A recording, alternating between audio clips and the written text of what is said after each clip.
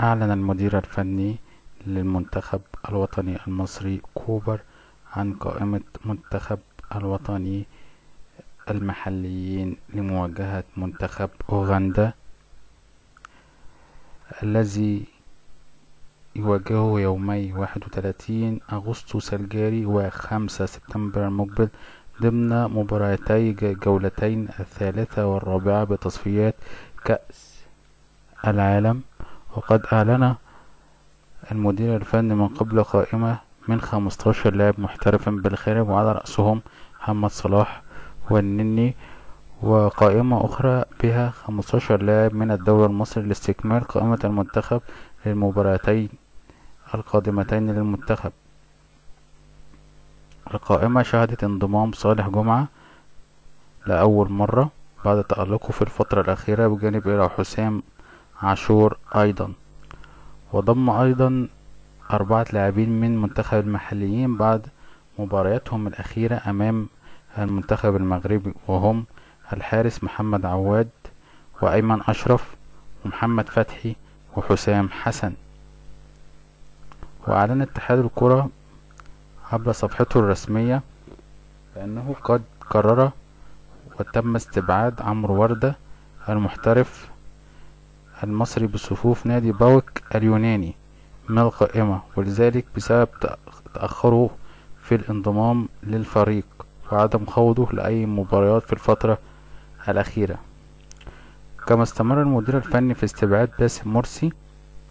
أما بالنسبة لعمرو جمال مهاجم الأهلي فأبعد أيضا، فبعد أن خلت القائمتين التي أعلن اتحاد الكرة عنهم المحترفين والمحليين من اسمه هذا الاتحاد، وأعلن ضمه بدلا من عمرو وردة ليكتمل قوام المنتخب.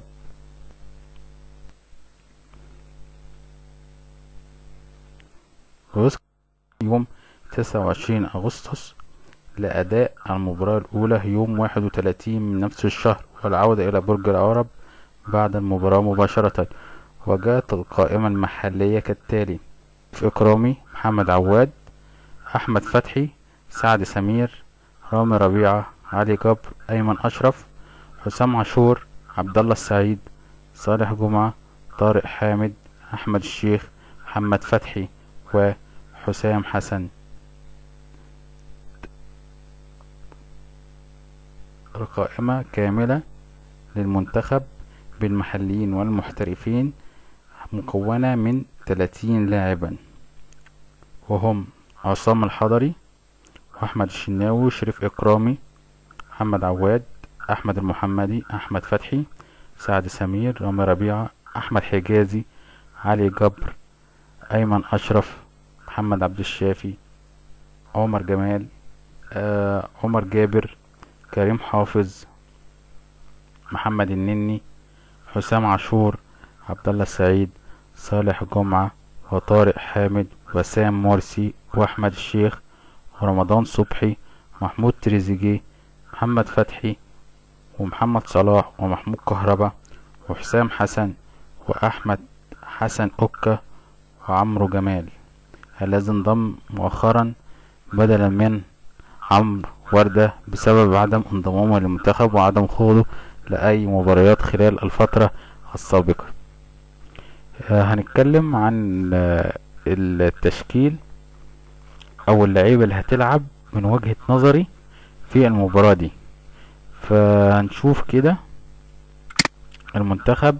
هو اكيد بنسبة كبيرة ممكن شريف اكرامي هو اللي هيقف حارس مرمى، يعني شريف اكرامي هو اللي هيقف حارس مرمى بنسبة كبيرة، وممكن يبقى قدامه علي جبر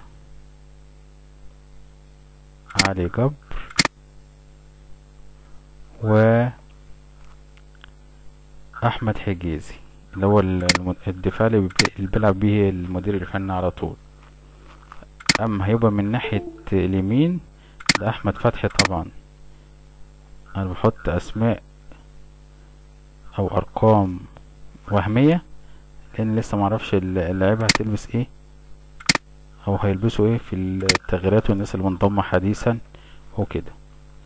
اما بنسبة كبيرة هيكون عبد الشافي. عبد الشافي هو اللي هيلعب ناحية الشمال. ايمن اشرف معتقدش، لان الدوري السعودي بدأ وعبد الشافي عمل مردود كويس يعني في مباراته الاخيرة.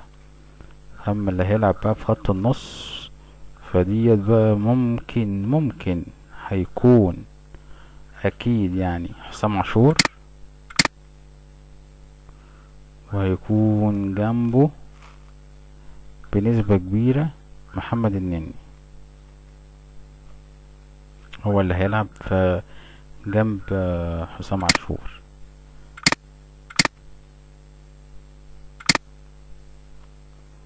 قدامهم طبعا هيكون عبد الله السعيد.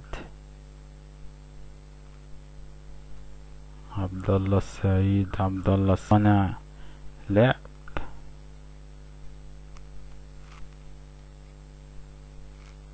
في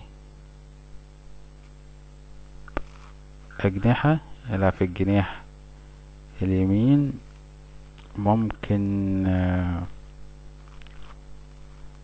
رمضان صبحي في الشمال، والناحية التانية طبعا محمد صلاح.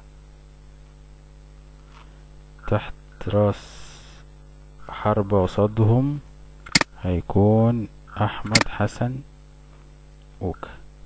هي دي الخطة أو هي ده التشكيل اللي من وجهة نظر أنا اللي هيلعب بيه كوبر قدام أوغندا، عشان عايز ايه منه يأمن ومنه يكسب المباراة ويكون حط القدم في نهائيات كأس الله 2018.